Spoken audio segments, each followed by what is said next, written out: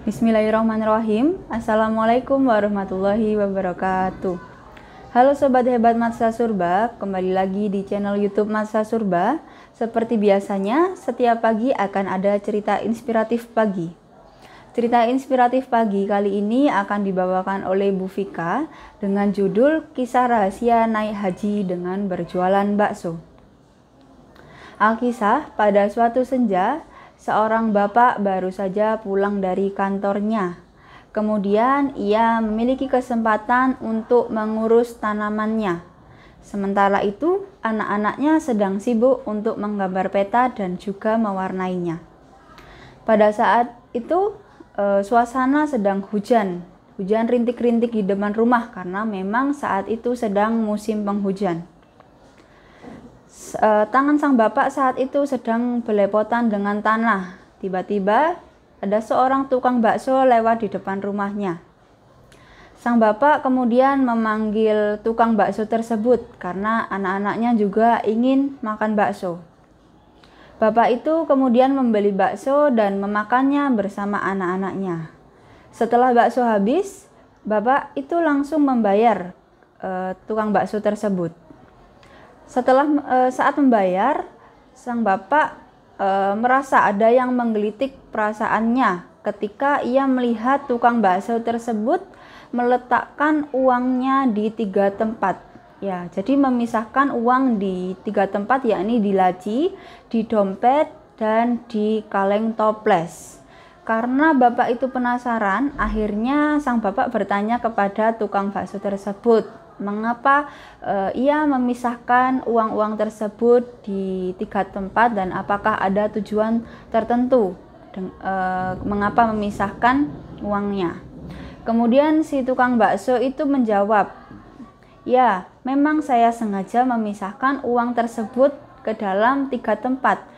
Hal tersebut bertujuan untuk memenuhi mana yang menjadi hak saya, mana yang menjadi hak orang lain, dan mana yang menjadi hak cita-cita untuk penyempurnaan iman seorang muslim." Sang bapak pun masih bingung dengan maksud si tukang bakso tersebut. Kemudian ia bertanya lagi, apa maksud tukang bakso tersebut dengan jawabannya itu. Kemudian si tukang bakso menjawab, "Iya Pak, kan Islam menganjurkan kita untuk berbagi dengan sesama. Oleh karena itu, saya membagi uang hasil saya berjualan bakso. Selama 17 tahun itu saya sudah membaginya yang pertama ke dalam laci, itu untuk kebutuhan sehari-hari saya.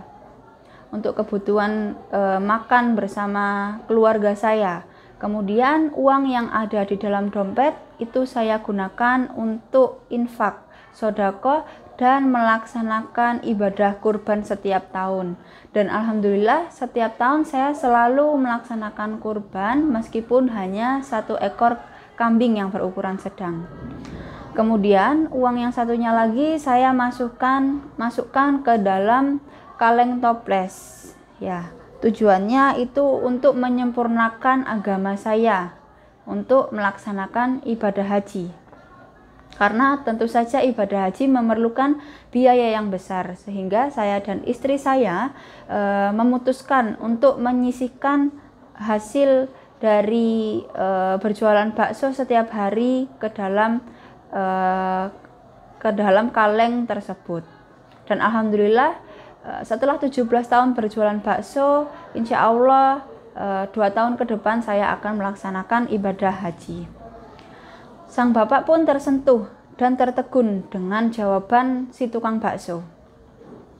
Ia tidak menyangka seorang tukang bakso itu memiliki jawaban yang sangat mulia.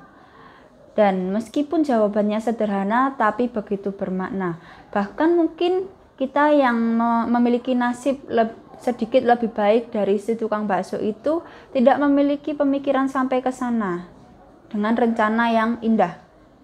Kemudian sang bapak itu kembali melanjutkan pertanyaannya. "Tapi kan Pak, ibadah haji itu hanya diwajibkan bagi yang mampu, termasuk memiliki kemampuan dalam biaya."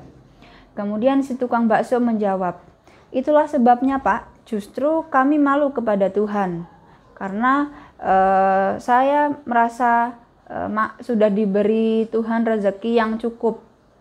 Dan semua orang pasti mampu kalau memang ia memiliki niat. Menurut saya, definisi mampu itu kembali kepada diri masing-masing orang. Apabila seseorang merasa bahwa dirinya tidak mampu, maka ia akan selamanya tidak mampu. Akan tetapi, jika seseorang merasa bahwa ia mampu, maka insya Allah dengan kekuasaannya akan memberi kemampuan kepada kita. Dari cerita inspiratif pagi tadi yang sudah Bu Vika ceritakan, dapat diambil kesimpulan bahwa jika kita memiliki keinginan atau cita-cita, maka kita perlu mewujudkannya dengan niat yang sungguh-sungguh supaya bisa berhasil. Karena ketika kita merasa bahwa diri kita mampu, maka insya Allah dengan kekuasaannya Allah akan memberi kemampuan kepada kita semua. Baik, sekian cerita inspiratif pagi hari ini. Terima kasih, semoga bisa menginspirasi. Wassalamualaikum warahmatullahi wabarakatuh.